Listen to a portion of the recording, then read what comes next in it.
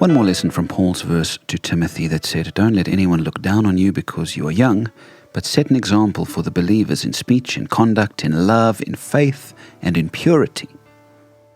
Perhaps this was particularly challenging for Timothy, being a young man. Staying pure as a young man is not easy. This was a massive struggle for me in my younger years. I felt a tremendous amount of pressure to be pure and a tremendous amount of guilt if I didn't get it right. Of course, in Timothy's time, there were no smartphones, no internet pornography. Sometimes I wonder about Job, when he said, "I made a covenant with my eyes not to look lustfully at a young woman." Job 31 verse 1.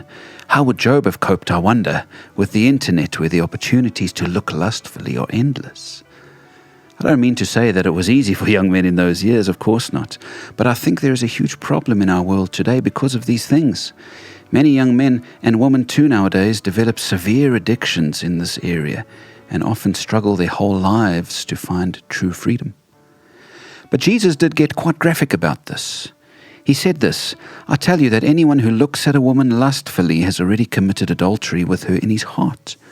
If your right eye causes you to stumble, gouge it out and throw it away.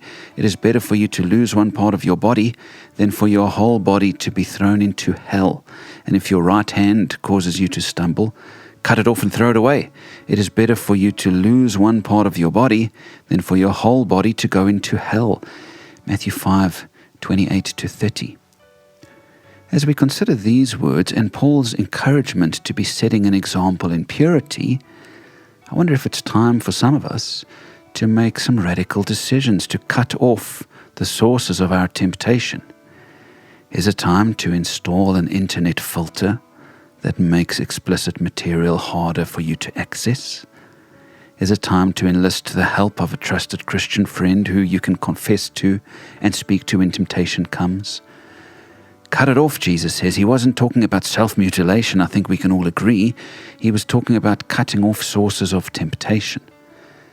Sadly, many Christians hide this one instead of bringing it to the light.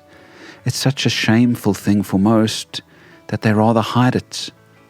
But we should be the ones setting the example. And perhaps we can set an example by truly fighting the temptations to impurity in these ways. Young, old, male, female, we're all called to sexual purity.